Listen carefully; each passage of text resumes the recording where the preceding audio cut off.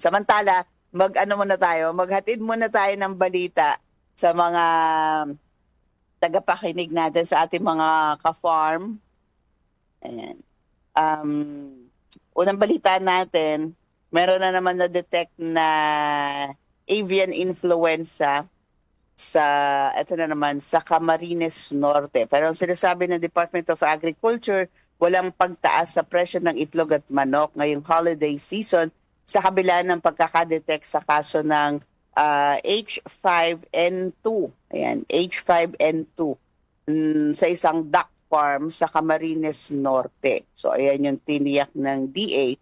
And sinasabi ni DA Assistant Secretary Arnel de Mesa, wala silang nakikitang impact matapos maitala ang kaso ng avian influenza sa Talisay, Camarines Norte.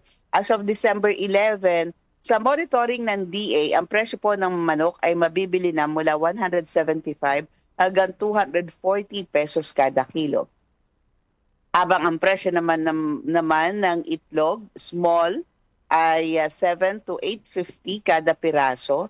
Ang medium naman ay 750 hanggang 8 pesos at 8 pesos hanggang 960 kada piraso naman ng large. So, depende po kung saan kayo bibili. Kaya medyo malaki lang yung difference ng presyuhan. Ha? Gusto ko tuloy pumunta kung saan man meron 175 na kilo ng manok.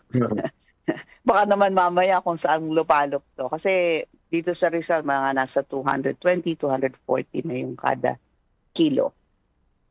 Sabi, wala na, ako maaga pa yung impact nung Camarines Norte siguro, hindi pa nakikita. Pero pag tumaas pa siguro yung presyo ng manok at saka ito, parang wala nang bibili. Wala nang bibili. Diba? Maghihinay, meron man siguro bibili, pero yun nga, magiging hinay-hinay na lang. Oo, bawas. O, kung dati naglilitsong manok ka sa bahay, pag Pasko, baka ngayon bibili ka na lang ng litsong manok ng kalakalahati. Or magpiprito ka na lang. Hindi ka na maglitsong manok. So, ayan, medyo may kamahalan. Kasi yung isang buo, minsan lagpas 1 kilo, di ba? Or depende. O, depende sa... Pero kapag naman less than 1 kilo, baka pag niluto mo na lang, sinlaki na lang ng kamao mo yung manok, di ba? Ano ba yung tatawag doon? Yung ba yung spring chicken? Mga ganong maliliit na lang. Wala tayong makakain yan. Okay. Nitong nakaraang linggo, meron pong mga pagdinig sa House of Representatives. No, inaalam pa rin nila kung bakit po mataas ang presyo ng bigas.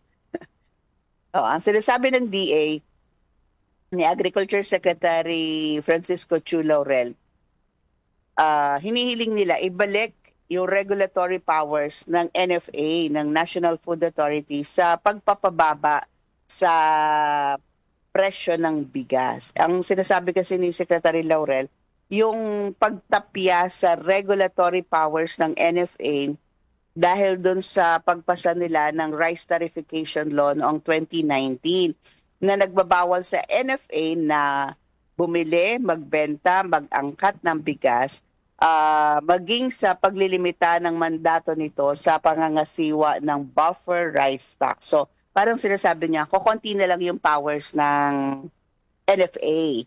Kaya wala silang magawa sa presyo ng bigas. Diba? Kahit kasi binaba nila yung taripa ng imported rice, mataas pa rin. Diba? Parang hindi nila nakokontrol. Kasi ang sabi nila kapag binaba yung taripa, bababa yung presyo. Which is hindi naman nangyayari pa. Okay? So, ang sinasabi ng DA ngayon, sa ilalim ng napasa na rice tarification law, yung mga private entities ang nag-i-import ng bigas na walang limit. So, import lang sila ng import.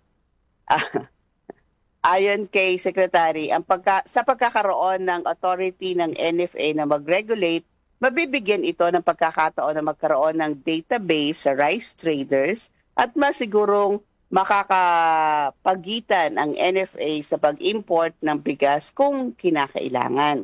So dati daw yung uh, NFA dati lahat ng rice trader kailangan naka-register daw sa NFA. Ngayon hindi na. So kapag hindi sumunod sa usapan yung rice trader dati, pwede daw tanggalan ng NFA ng license to operate. So dati din yung NFA, yung stock ng bigas binibili locally, tapos pwede ibenta sa palengke o kaya pwede ibenta sa mga LGU para yung LGU yung magbebenta ng murang bigas. So ngayon hindi na yung pwede. Wala nang kapangyarihan ang NFA. So dati din ang NFA nakakapag-import, no, para i-address yung kakulangan. Ngayon hindi na ho pwede. So yan yung sinasabi niyang difference na gusto nilang ibalik.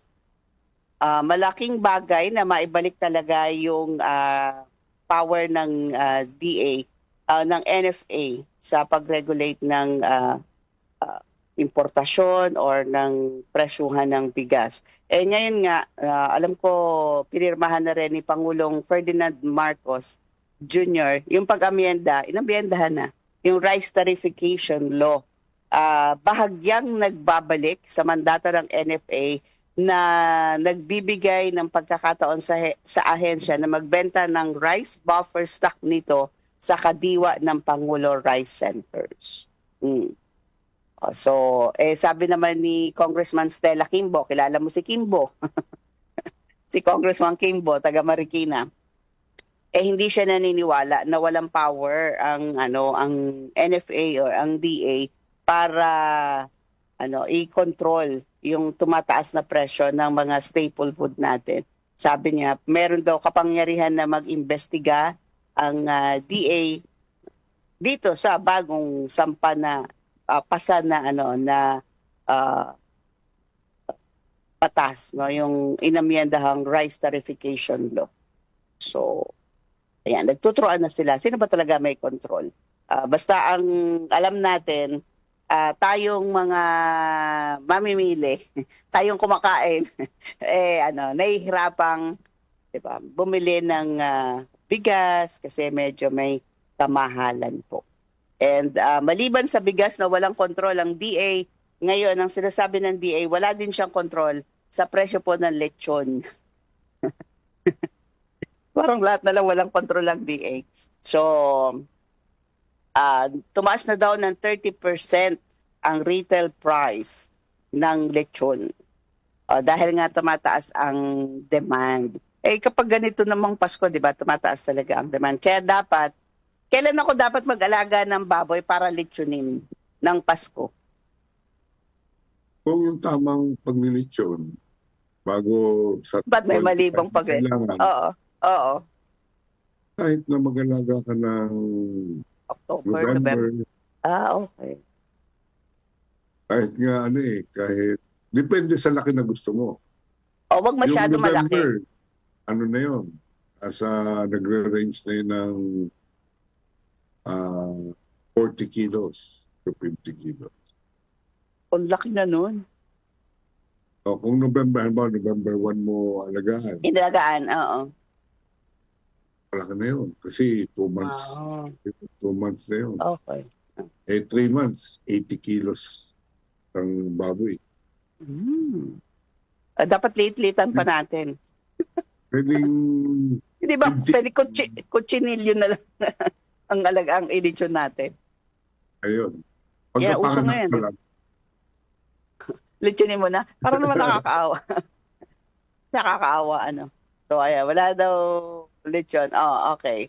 So, magkano na po ba lechon? Yung mga taga-Laloma dyan na kapitbahay natin. Magkano na po ba lechon sa inyo? Parang 1,000 na rin, di ba? 1,000 na rin ang presyuhan ng lechon. So, ang presyo ng baboy, sabi, in terms of volume, wala daw problema. So, meron tayong supply. Meron tayong supply. And yun na lang, problema natin ay presyo. So, sabi, tumaas na nga yung presyo ng lechon. Pero yung katay-katay na ba, yung pork shoulder, 290 hanggang 370 per kilo. Ang pork belly, 330 hanggang 400 per kilo. So, yung lechon and ham, tumaas na rin ang presyo. So, talagang we have to brace ourselves, no, para ano po, para makabili, no, ng mga ayan, mga lechon. Parang sarap-sarap ng lechon. Kaso mo, hinay-hinay din ho sa pagkain ng lechon. Baka tumaas ang ating mga kolesterol. Diba? Ikaw, may lilitsunin ka ba ngayon?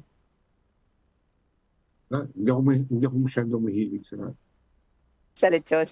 Sweets lang Oo. tayo di ba? Ewan ko Sweets bakit. lang tayo. Hindi ka mahilig sa lechon? Okay. So, ang bigas, 40 pesos mabibili na sa 5 NCR public markets, LRT at MRT station. So, nag-ooperate na ngayon yung mga kiosk ng Kadiwa ng Pangulo sa 4 na stasyon ng tren sa Metro Manila. Nag-aalok ng well-milled rice sa halagang 40 pesos. Ito yung Rice for All program. Ito mga kiosk na to matatagpuan sa MRT 3 North Avenue at Ayala Station at mga stasyon ng LRT 2, Araneta Center Cubao at sa Recto. Bukas po yan Martes hanggang Sabado. Ito binago na yung oras. 3 p.m. hanggang 8 p.m. o hanggang sa maubos ang supply. So nilagay siya sa hapon papuntang gabi para yung mga tao pauwi. Kasi nung last na umpisa nito umaga. Umaga. Di ba, dadalhin pa nila sa trabaho, tapos iuwi pa, di ba? Eto, pauwi na daw, kaya nilipat ng 3 to 8 p.m. Okay? Layunin nito na makapagbigay ng abot kayang bigas sa mga commuters. Bilang karagdagan sa mga stasyon ng tren, ang mga kiosk ng Kadiwa ng Pangulo ay nagpapatakbo sa 5 publikong pamilihan. So, Guadalupe Public Market, Kamuning Market, Malabon Central Market at sa New Las Piñas City Public Market at sa Pasay City Public Market. Ang mga kiosk sa mga pampublikong pamilihan ay bukas 8 a.m. hanggang 5 p.m.